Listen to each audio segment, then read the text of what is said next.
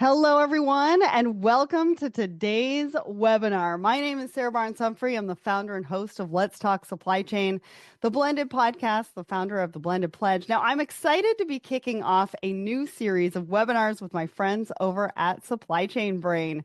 We brought you some amazing content last year, and we're about to do it again today to kick off a brand new year. Now, today I'm joined by Bob and Emily of Anaplan. Anaplan is a leading provider of enterprise cloud software. Bob currently holds the position of Senior Director Supply Chain Practice at Anaplan, where he leverages his vast experience to develop effective supply chain strategies and support new software launches. And Emily is a seasoned supply chain and technology expert. As Vice President of Supply Chain Go-to-Market at Anaplan, Emily works with organizations across industries to unlock the potential of connected planning, empowering smarter, faster decisions in today's complex market.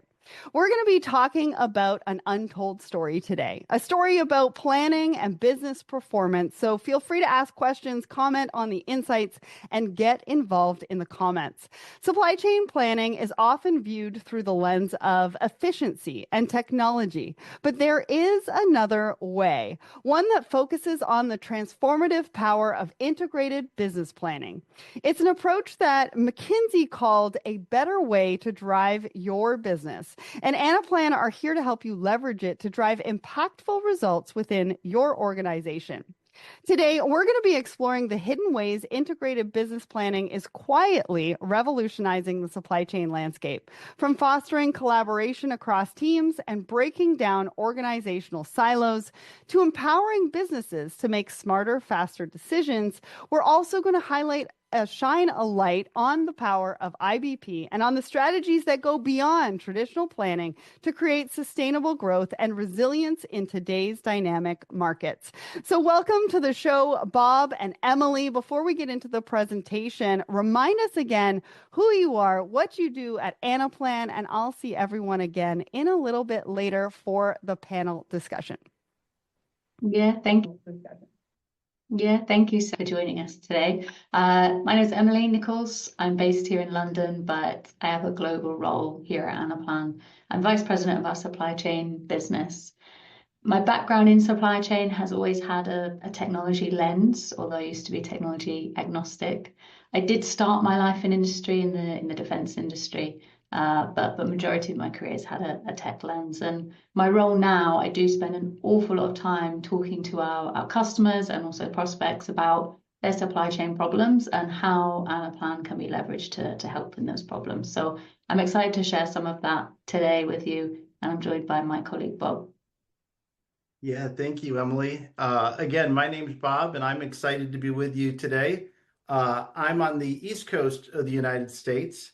And my job at Anaplan, I'm a supply chain SME. So I often tell people that I think I've got the most fun job in supply chain. Although I don't know, I think some of you may be able to make stake to that claim as well. So excited to be with you. I have spent the last 2+ decades implementing and selling supply chain solutions, including IBP. So good to be with you today.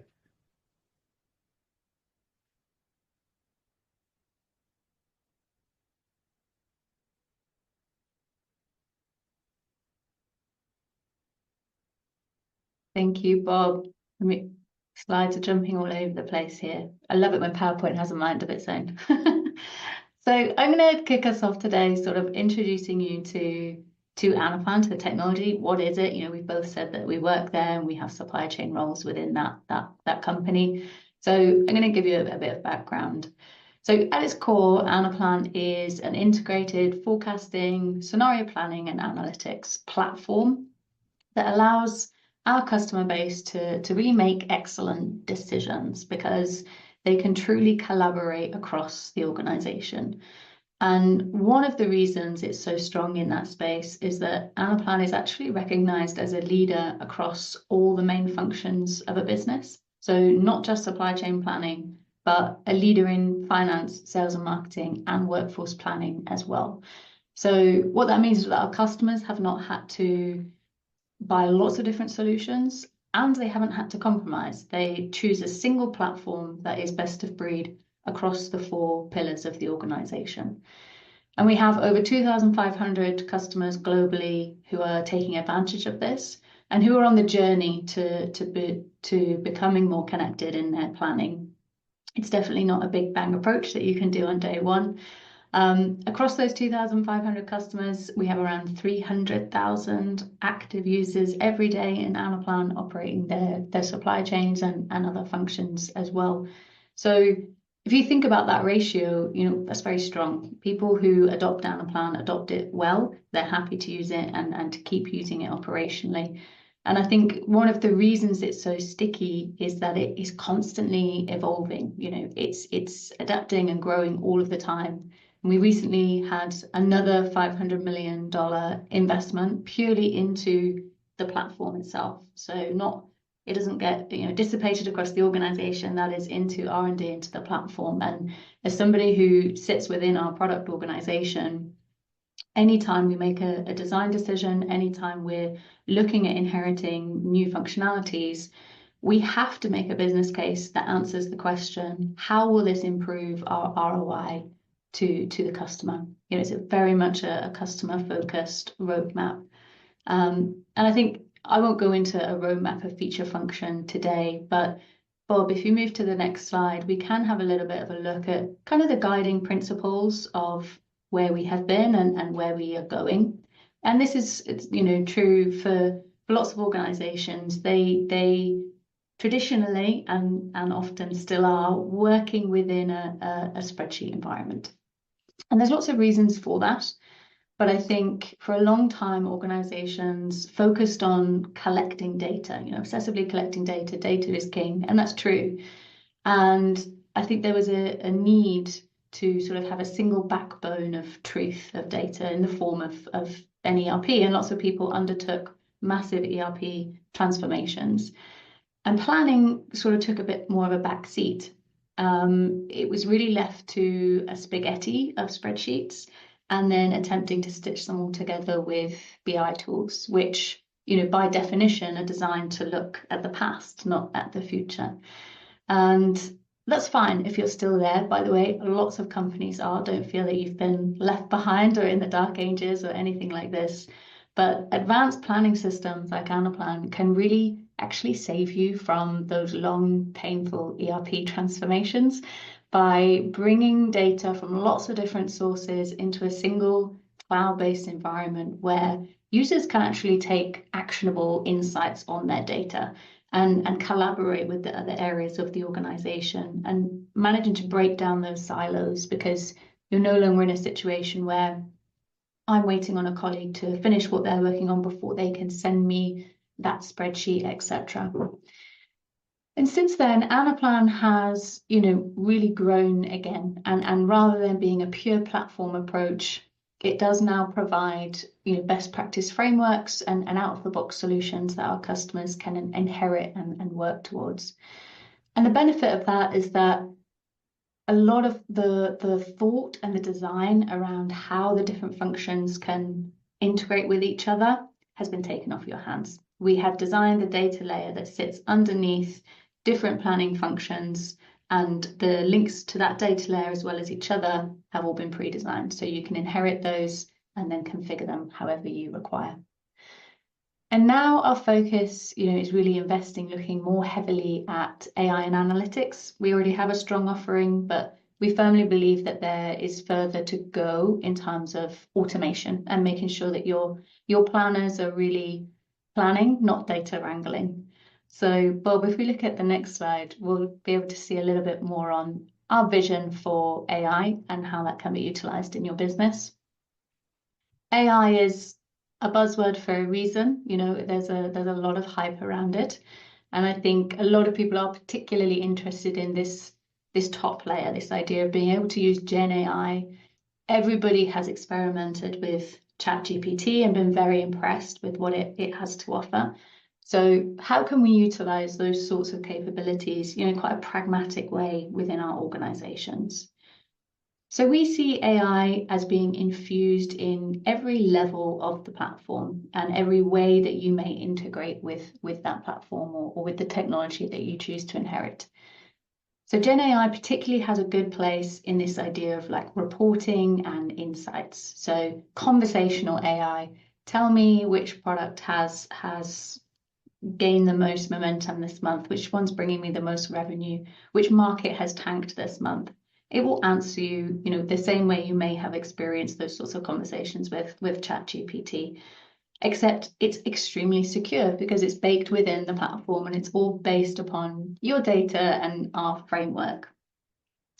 Another key use is around reporting. So we've all been there. You have to produce a report for your execs, and you have to do it every week or every month, every quarter, or heaven forbid, every single day. And it's tedious and it's boring, and you may have a template, but it still doesn't feel like a value add activity. Gen AI can really step in and automate a lot of those reports. It can even suggest reports for you based on how you interact with the dashboards. It will notice where you go the most and suggest a new design or a new report that takes into account your activity essentially. In the next layer, it's more around how we implement the technology with you. How can we speed that up, make sure we're following best practice? So essentially a co-builder, so somebody to help with model optimization and make sure that whatever it is that you implement is as performant as it possibly can be and is delivered in the fastest time frame that it can be as well. I think forecasting and optimization is where most people think of as AI, lives. How can I get the best baseline forecast based on socioeconomic factors, my own internal related data sets? And there is a native offering in this space from Anaplan, but we also encourage, an open architecture. So if you've invested time, if you have data science teams who've used Python, or if you've already invested in Azure, no problem. We're not going to make you reinvent the wheel. Let's just take that into consideration and bring it into an environment that's users find, easy to plan and understand the data. And lastly, for me, my favorite, although when I say this to people, they think it's the most boring one, but I completely disagree, which is where you can use AI in your data management. And good example of this, and it happens all the time, is I see, in people's data set, they have 500 products with a lead time of 5 days. Is the lead time 5 days, or was that the default that was put in and nobody's gone back to actually correct the lead time of what it is? So this is where AI can take a look at these vast data sets, which a human couldn't interrogate without hours and hours and hours of effort, and suggest to you a course correction. It will say, noticing an awful lot of products here with 5 days. I've actually seen in your history, average is more like 3 days for these products, 2 days for these products. Would you like me to update? That has a huge tangible effect downstream, because if you're playing around with lead times, that's going to affect when you order, potentially who you order from, and ultimately how much inventory you end up holding, as well as transportation costs.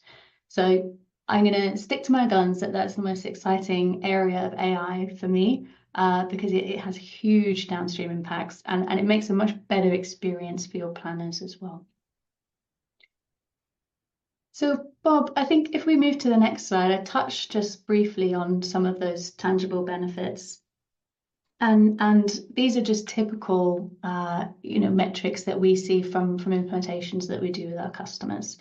And I suppose the takeaway is, a lean and profitable supply chain is possible when your planning team is supported by the right technology, and they can really leverage that to support a strong process, an integrated process with all the different functions of the business, as well as improving your sales and gross margin and optimizing your inventory.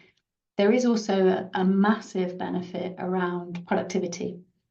So you're going to have a workforce who find your processes and IBP process easier to adopt when they have the right technology to support them in that space, because they're not going to spend all their time data wrangling, sharing a spreadsheet with somebody, sat there waiting for their spreadsheet from their other colleague. All of that is taken off their hands. We'll automate as much as we possibly can. and leave them to really do the planning. So it will present them with problems and opportunities that they can act on. And because we've got this connection across our functions, they can have a true understanding of the impact of those decisions. You know, they're not just operating within a silo and having to work with the information they have. They'll have that breadth of information within the connected enterprise. Now, you know, I've talked to you a lot about how technology can provide these benefits, but you can't have, you know, the technology without the process. The process comes first, and the technology is leveraged, sorry, to support that process as best as it possibly can.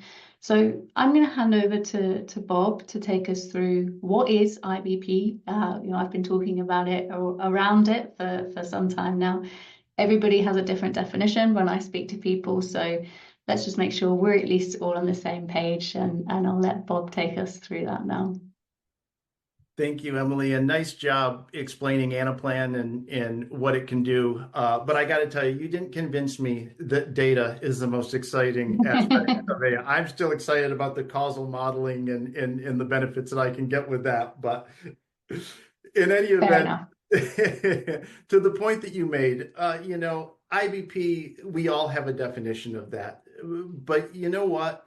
Independent of who you talk to, if it's you know, McKinsey was mentioned at the beginning of this call, if it's Ollie White, TF Wallace, pick the consultancy of choice.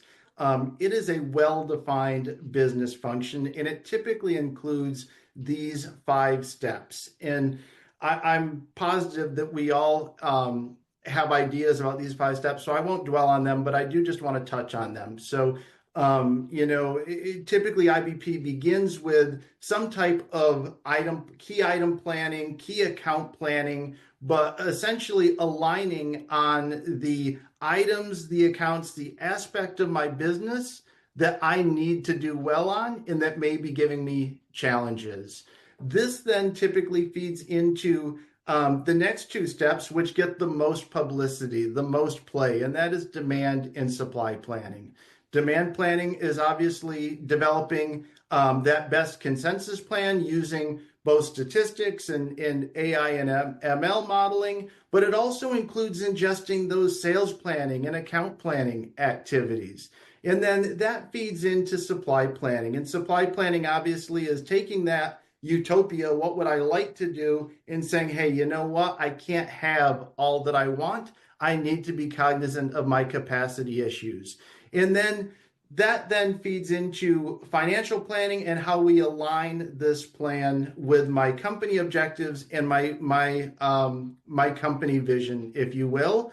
And then lastly is this executive visibility. So this is key in keeping both my execution level planning in line with my tactical planning and then aligned with my company vision. And something that you'll notice, I've got a bad habit, just like many people. I talked about this as if it was a 5-step sequential flow, and it is not. That is an outdated way of thinking. That is what we typically align with S&OP. Within IBP, we have all of these functions taking place at the same time simultaneously. So thankfully, you've all been muted. Nobody could call me out on that, but I'll call myself out on that. And that then takes us into, how did we get to this place? How did we get to this concept of IBP? To those of you who have been doing this a while, we used to talk about S&OP. And S&OP was at least an evolution in the sense that typically demand planning and supply planning took place in a vacuum, and that vacuum was in a silo. So that demand planning didn't know what supply planning was doing, and supply planning didn't know what demand planning was doing, and no one had a clue what sales was doing. That's not the case with IBP. With IBP, we want to knock down those silos. And the technology that we have that Emily talked about at the beginning available today allows us to do that. And it allows us to do it on a continuous cadence. Things move way too fast today. Nobody has the, ability, the bandwidth, the ability to simply look on a monthly cadence. We'll be way behind the 8 ball if we do that. So IBP, key distinction is that continuous planning evolution of S&OP. Lastly, we've got this concept of EBP at the end. And EBP is sometimes called end-to-end business planning. And the idea of that is to expand IBP outside the walls of the company. So I'm expanding my IBP up and down my supply chain, both to the companies that supply me and the companies that I supply. So just want to make that distinction that IBP in itself isn't the be all and end all. It is an evolution to that concept of end-to-end planning. Now, if we go down this path of putting in place IBP, what am I going to get? What's the benefit to me? We've highlighted 5 main things, but let's consolidate some of these. We talk about the speed and the alignment that we can get out of planning. By knocking down those silos, by having those AIML data ingestion tools that Emily likes, we can all be looking at the latest data. We can all be looking at the same data, and we can all be aligned on those latest plans. We used to talk about my demand plan, my supply plan. Now we talk about one plan, and that's my IBP plan. Also, it's going to give us both end-to-end and top-to-bottom visibility, meaning that the same level of detail that I have at my most detailed execution level flows all the way up to my executive level and is always in sync. And then finally, the efficiency that goes along with that. What if I didn't have to go and manually hunt down these things? What if when my boss called me and wanted to know why my supply plan wasn't keeping up with my demand, what if I didn't have to make 7 phone calls to find that out? That's the efficiency that we can gain by using IBP. Then lastly on this topic, just how can I be successful? What do we need to do? What have we seen based on the decades that we've been doing this that lead to success? And a few of these things I just want to call out. We need to have alignment, and that alignment extends not just end to end, but also top to bottom. And what I'm actually saying in that is we need to have executive buy-in. That's key with something that extends outside any one business function, which IBP does. Like any initiative, we need to define what success looks like. And a component of that is defining my challenges and then how I'm going to accomplish those challenges. If we don't have that definition, if we don't have people aligned on it, we will not be successful. We often get tangled up on the technology. I know we all love this stuff, but it's all about people. And a key component of that is the change management aspect. Emily mentioned the data that's needed. You know, people often put people at this point know that data can be an issue. It can. Thankfully, we have the tools today to help with that, but it's still something to be thoughtful about. And you'll notice that the absolute last thing on my list is the technology. So as much as we get caught up in the tools and in the specific solutions to do this, we want to help you get all of these 5 steps in place, and then the technology will enable that success. So hopefully that makes sense on how we can be successful with IBP. Hopefully we've all identified that this is a valuable concept. So how do we begin? How do I begin with something that's as vast as IBP?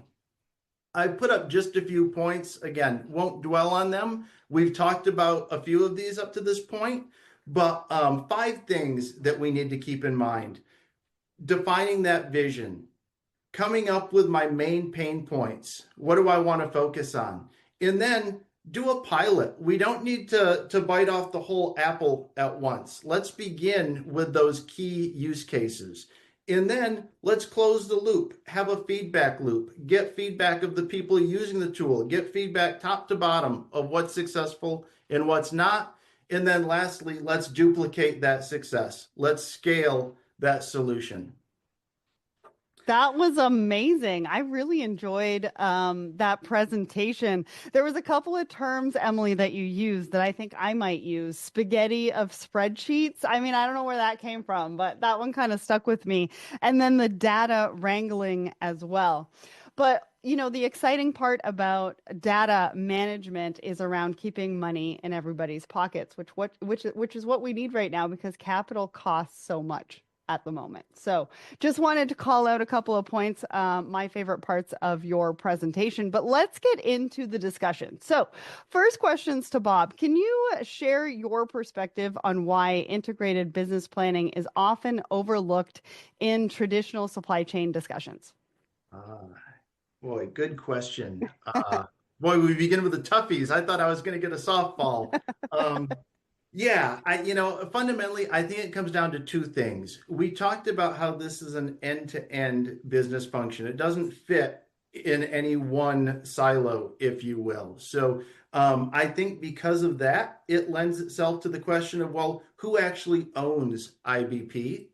And then the second thing is if I'm constantly in the mode that I have to just be thinking of what's the next thing I have to tackle? What do I have to get done by lunchtime today? I just don't have the ability to sit back and think, what should I be doing in 12, 18 plus months? I may want to, but I'm focused on how do I get to lunch?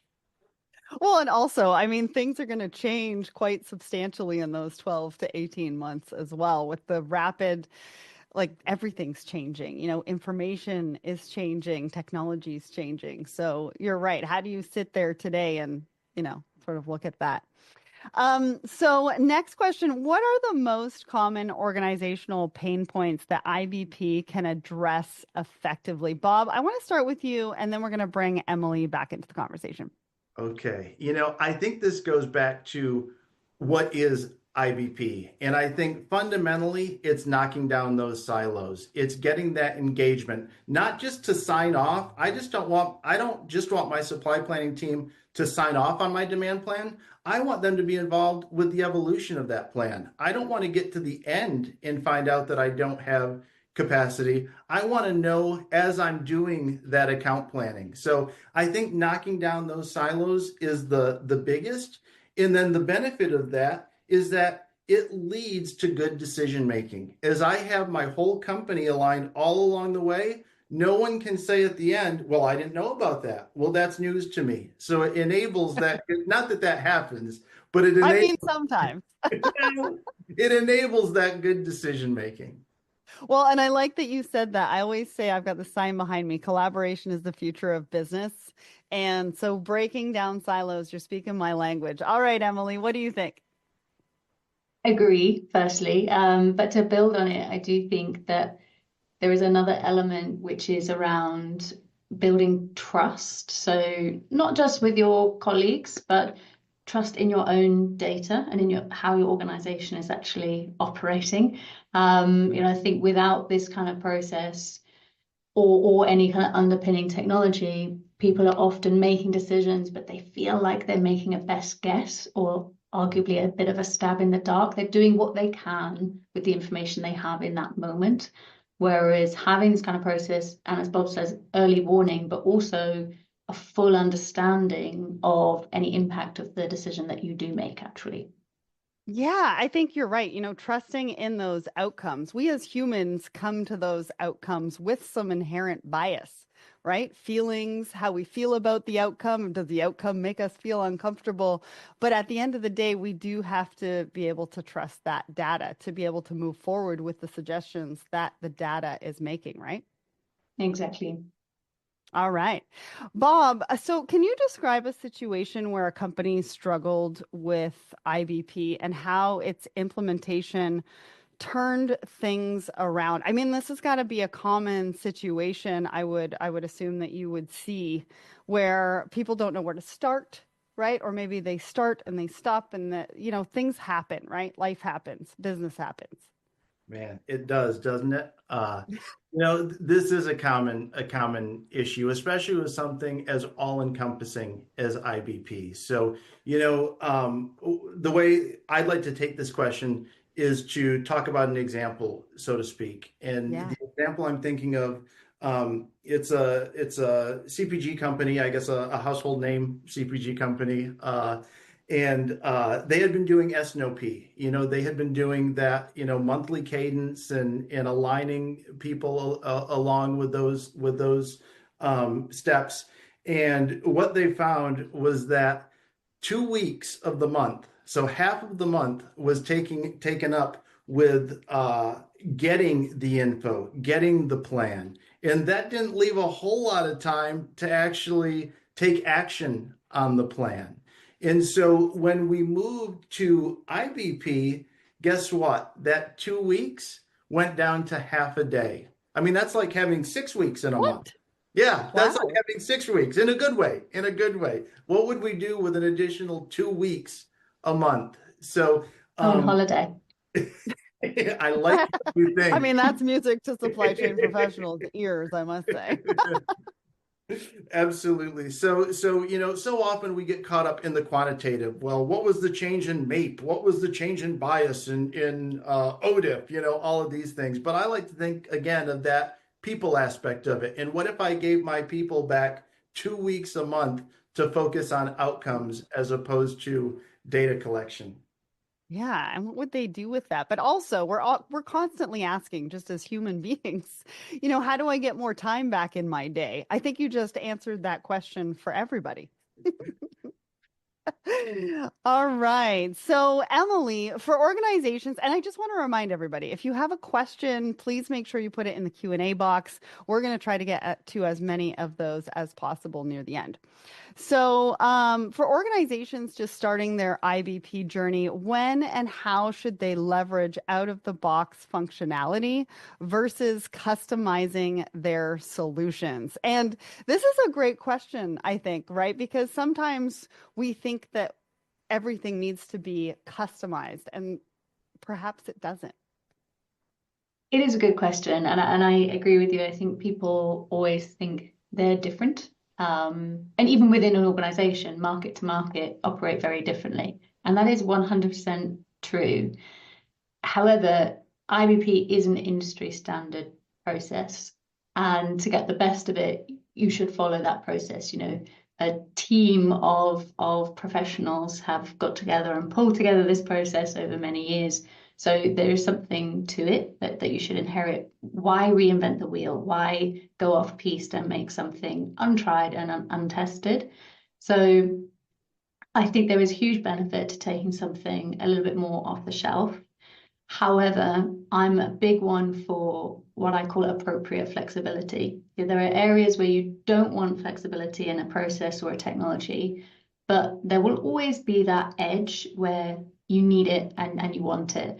If you just take something totally off the shelf, with no room for flexibility, completely rigid, someone is compromising somewhere, and I think if you have your core foundational use cases within a framework that probably exists already, the edge around that core should be where we look to that flexibility. And that's where we can really make sure that market to market, every market has exactly what they need to reflect their particular nuance, or occasionally it can actually be a competitive advantage. The way that you operate is slightly different to everybody else, and that's a good thing. And you want to make sure that you invest in a technology that embraces that nuance, doesn't force you down a different route or have to do a massive workaround to make it work for you that takes 2 years and isn't quite what you pitched in the first place anyway.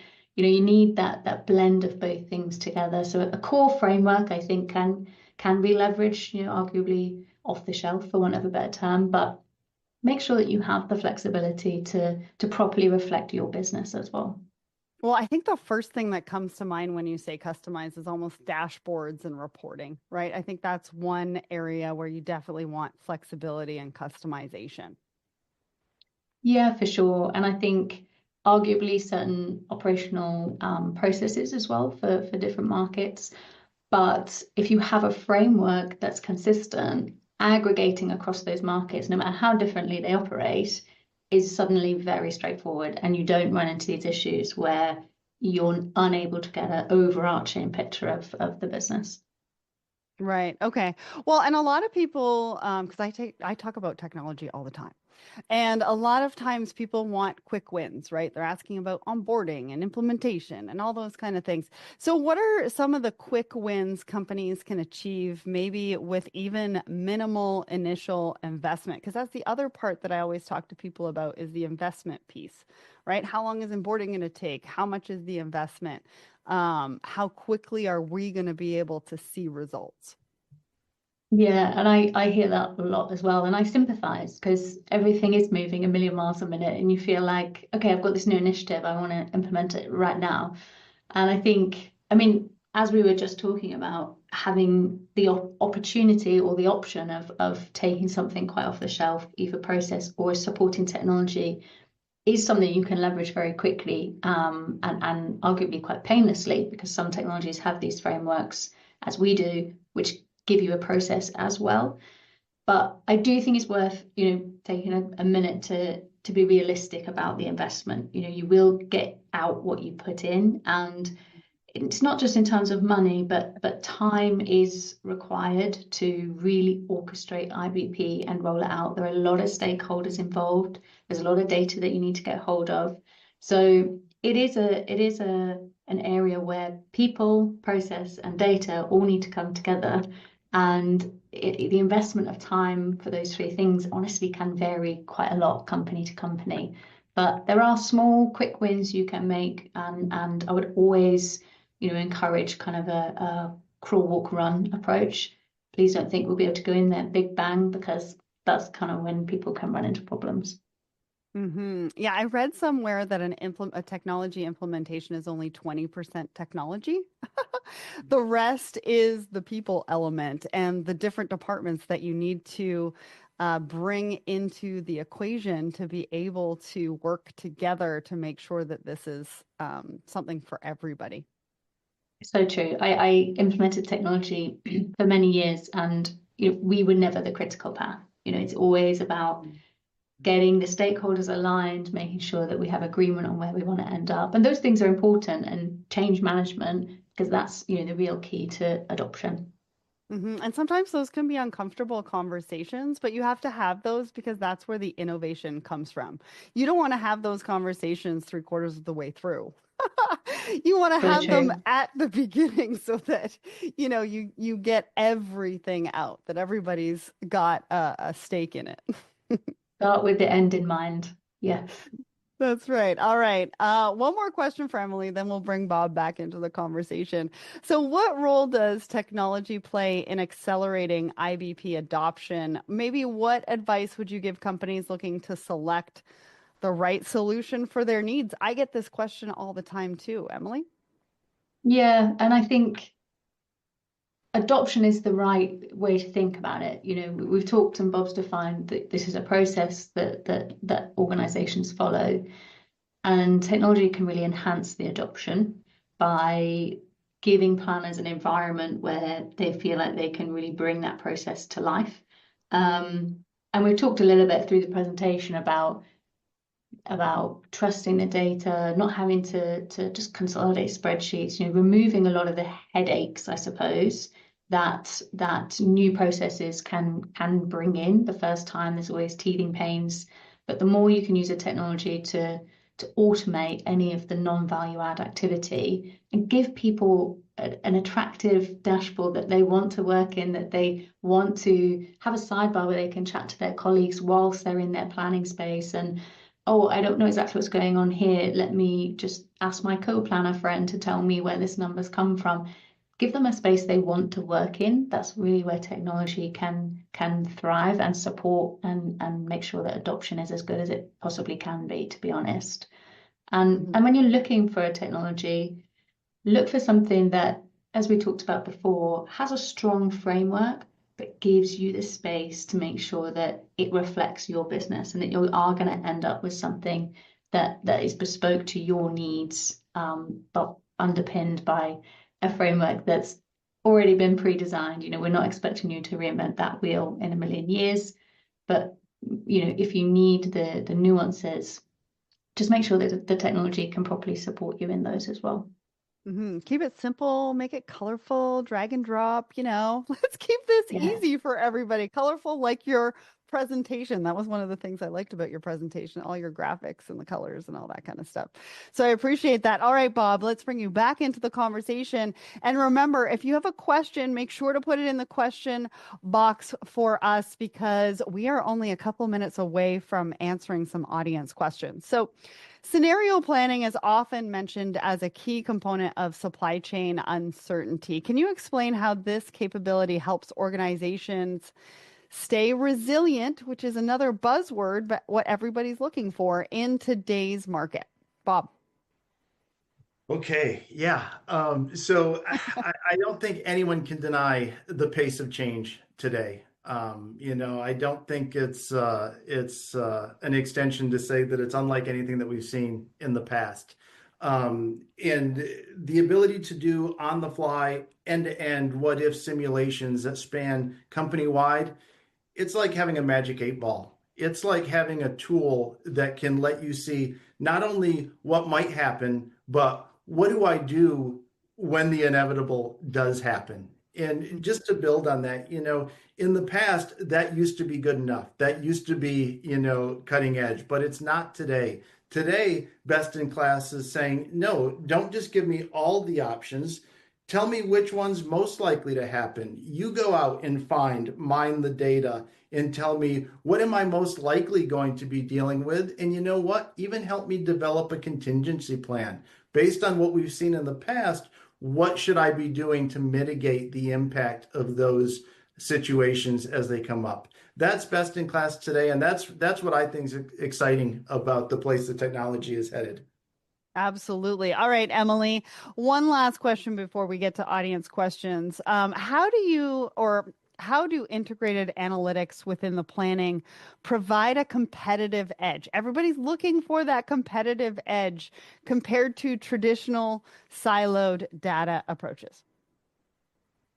Yeah, I think we've talked through the benefits of breaking down those silos for sure, and analytics brings another level to that, I would say, particularly when they're integrated into a planning space, because I think a lot of people are trying to leverage analytics, but the mistake I always see is that they're using them to look at their history all the time and what happened, tell me what happened. And that's a very valuable exercise and will help you with your forecasting going forwards. But bake analytics into your actual planning activity as well. So as Bob was sort of, alluding to there, tell me what I should do and why should I do it, and present that to me in a very straightforward way. Analytics can really help with that and make sure that you're making the best decisions you possibly can. Yeah, and that's going to give everybody a competitive edge. All right, now it's time for audience questions. So the first question that we have is, what are the common mistakes people make when they embark on IBP projects? This is a great question. Bob, do you want to take this one? Oh boy, how long do we have? This Not that long. Okay, then I'll be quick. Let's just hit some highlights then. Out of the gate, executive buy-in. We've talked about this, but if we don't have that top-down buy-in, we will not have the tools that we need to be successful. Next, and we mentioned this too, focusing on technology as opposed to the people in the business function. Technology is the last piece in the puzzle. And then last one I'll leave you with is just like, when you walk into a Vegas buffet and you can't decide, it all looks so good and you just want it all, biting off too much at one time. Pick those pain points, pick those low-hanging examples, use cases that we can solve. Those would be my top hits. And make sure you're choosing the ice cream, not the butter. Just, I like how you think. That would be a mistake you don't want to make. Just, put it into a relatable context here for everybody. All right. So next audience question. My team is always firefighting the next 2 to 3 months. How can I get them to step away and think a longer term? Emily, do you want to take this one? Yeah, you saw me nodding there. I hear this all the time, and I really, really sympathize. And I think I often, I said before about, Bob, please define IBP for us, because people all seem to have a slightly different definition. And often I can talk to people who are trying to do IBP they're actually doing S&OE. They're doing control tower activities, that near term, putting out fires, because that's all they can do. It's all they have the space to do. So embarking on the journey of an IBP process in and of itself is going to help give them the space to do that. You're kind of investing in your future by doing so. But again, investing in a technology will help, because a lot of the manual activity that you spend your time on as a planner can be removed, it can be automated, and crucially, it will help you to plan by exception. If you're a SKU-based business with thousands of products, you cannot possibly give all those products the attention that they deserve. You need methodologies like demand classification, segmentation, and then alerts and exceptions, so that when I log on Monday, it says, these 3 products need your attention right now. If you have time, then you can look at these 5. Then if you want to, look at the rest, but you can probably do it after lunch. That's what I need as a planner, so that I can have the space to start thinking longer term. I need more systems to tell me I can start doing things after lunch versus 9 a.m. in the morning.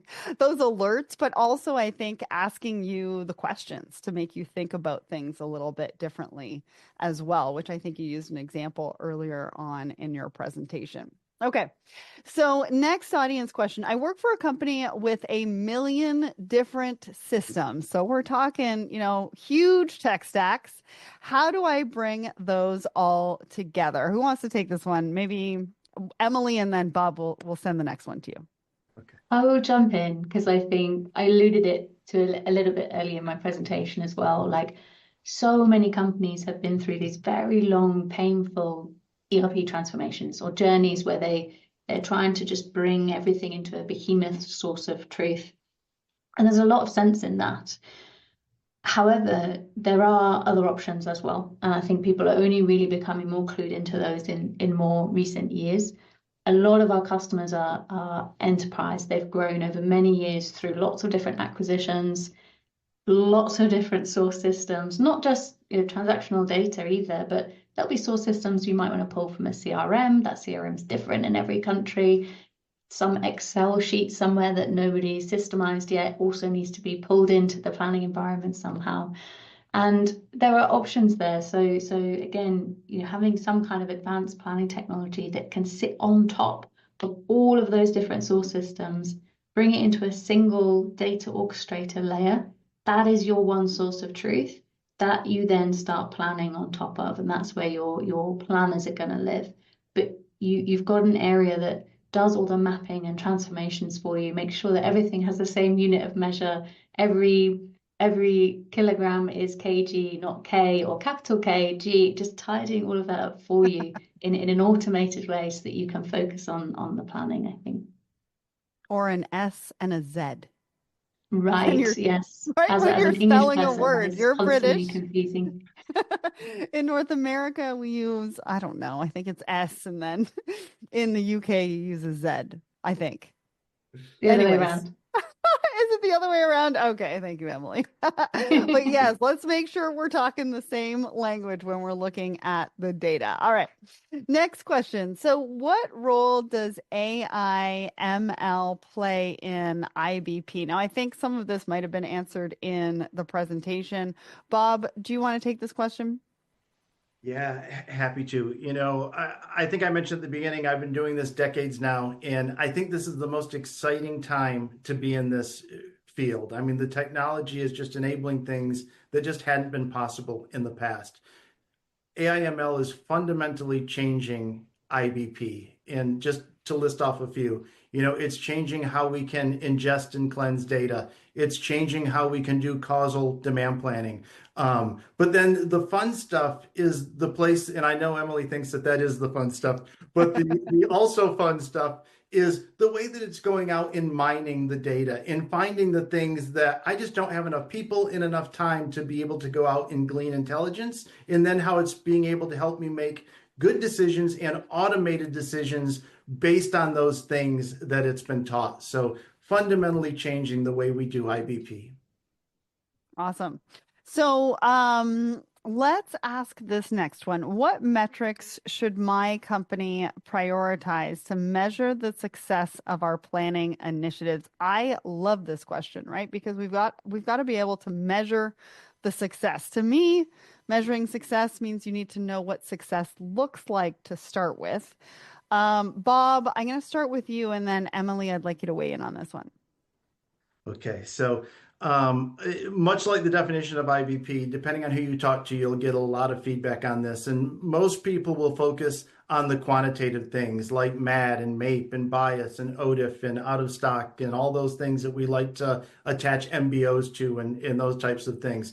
But I'd like to go back to the people aspect again. And I'd like to think about quality of life in that cycle time, that planning time, just like the example of that CPG company I gave that cut the amount of time to develop the plan 2 weeks to a half of a day. That's the types of successes that I'm excited about and that I think can just give people back time and just help that quality of life aspect. And if we do that, I think we'll also help the company's goals as well. Awesome. What about you, Emily?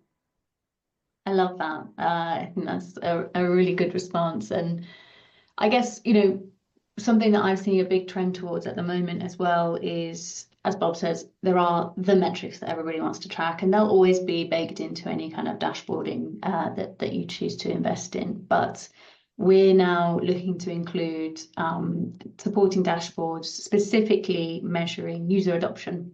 So as you embark upon this journey and you're looking to roll out this new process, accompanied by a new technology, how much are users actually using it? Where are they using it? To what effect? Are they helping the forecast? Are they hindering the forecast? And being able to track that in a dynamic way that gives you as you say, colorful, attractive report that you can instantly kind of get a grip to what's going on. It's actually something that people have really struggled to measure user adoption. Everybody says they're using the new system, the new tool. Are they? It's kind of difficult to really know if someone doesn't have a slice spreadsheet on the side that they're still relying on. Yeah, so true. All right, we are almost out of time, and I have one more question for both of you. What is the one thing you would like the audience walking away from this thinking about or putting into action? Emily and then Bob. Gosh, thinking about, IVP, it's a process first and technology second. A technology can be leveraged to support that process. It's really well defined, it's well tested, and there are tried and tried and tested, proven results from implementing it. I think it can seem intimidating because it's so broad and there are so many stakeholders to align upon. So I guess my call to action based on your question would be just start. Just think about where you can start. Is there a particular market division, particular area of IBP where you want to begin? But just making the start onto the journey. Don't be intimidated because it's something that a lot of people can support you on. Awesome. So take action. Bob, really quick, what's one thing you'd like everybody to walk away with? I'd like you to just say ditto, but I guess I would again go back to, it's not the technology, it's the people. And let's identify that one low-hanging business challenge and begin with that. And it's not too late. Let's begin.